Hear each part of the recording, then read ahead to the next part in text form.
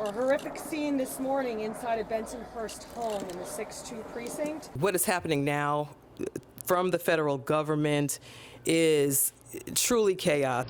This is a community that believes in public safety. And maintain a lot of the things that we would have lost under the Reagan era because Jesse Jackson registered those voters.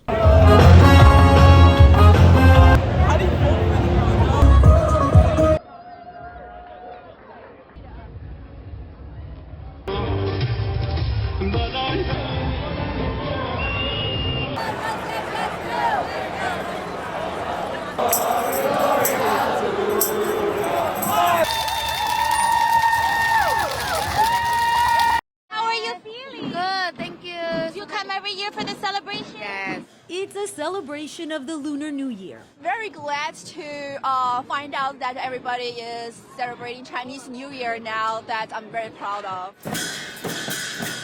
In Manhattan's Chinatown. Amazing, I love it. Mayor Mondani. Happy Lunar New Year! It is such a pleasure to be here. Governor Hochul. I could not be prouder to be standing right here, right now, in the heart of the Asian community, Chinatown, USA. And other officials among those gathering to celebrate with the kind of large crowd and energy we see year after year here. The 28th annual Lunar New Year Parade and Festival here in Manhattan's Chinatown, bringing together people from across the 5 boroughs and far beyond. Are you from New York? Yes, I'm from New York, from Brooklyn. Please. Yes. I'm from France. What is it like to experience Chinese New Year in Chinatown?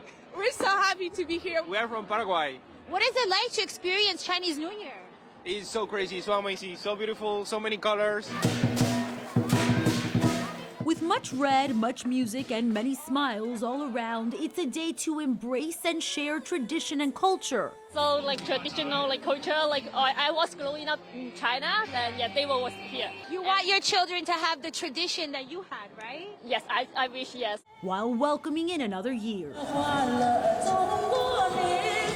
In Manhattan's Chinatown, I'm Stephanie Bertini, Fox 5 News.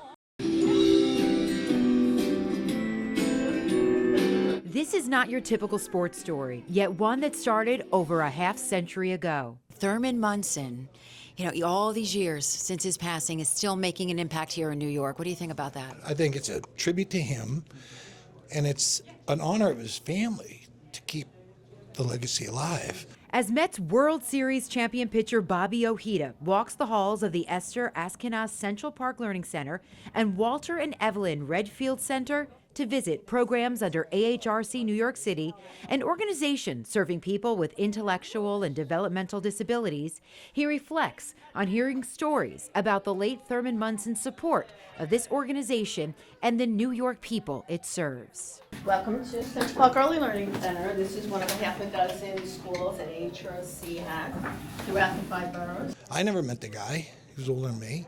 Heard always great things about him. So to see it hands-on, his family's kept it alive, still giving. He's been dead a long time, still giving. That's pretty cool, really cool.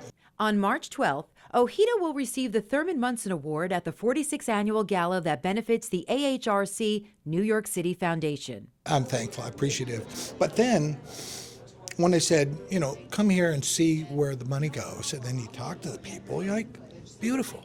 The Thurman Munson Awards honor the best in sports excellence on the fields of play and for their community service off the field, just like Munson did during his time as catcher and captain of the Yankees in the 1970s before his untimely death. I'll tell you this, not only him, but a lot of athletes are very respectful of people who are challenged. Because as an athlete, you feel blessed. Even 40 years after Game 3 of the '86 World Series, when Bobby O cruised to a 7-1 victory, he continues to give back to the New York community, participating in the Amazin' Mets Foundation's Home Runs and Highballs event and contributing autographed memorabilia to the foundation for fundraising. Rivalino, I want you to say hi to Bobby. What's up, Bob? Hang on. How you doing? I'm going to shake your hand. That's Ian right there. Hi. Rivalino. What's up, Bob? How you doing, man? Great. The Thurman Munson Awards dinner has raised more than $26 million for children and adults with intellectual and developmental disabilities. including projects like this customized gym for the Early Developmental Center. Although this is state-funded schools, the money is never enough. And so with the Thurman Munson Foundation, we're able to do special projects like this.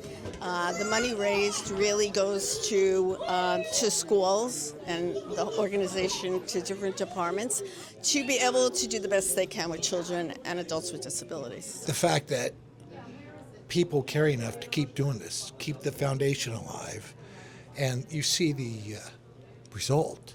Yes, we got trouble again. We got big trouble with a T, with a capital T. That rhymes with me. And since we're poor.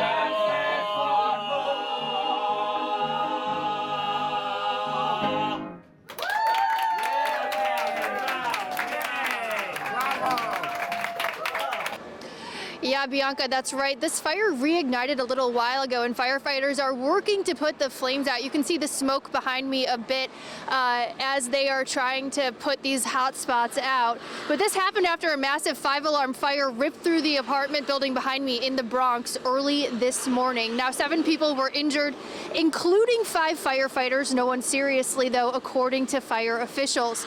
Officials also tell us this was an incredibly difficult fire to contain, and the high winds this morning made it even worse. The cause of the fire remains under investigation, but I did have the chance to speak to a few residents this morning. The common theme that I was told is that this building is cold. The landlord has reportedly not turned the heat up and has been freezing in this building all week, leading to people to resort to space heaters and their ovens for heat. We always have this issue with him where we try to get stuff fits in the apartment, but then whenever they want. A relief center has been set up at the nearby PS 76 school for residents, but there are still a lot of residents at this corner right next to me just surveying the damage. Again, people haven't been allowed to go back into the building, so a lot of people don't know if their apartments have lost everything or not. Bianca?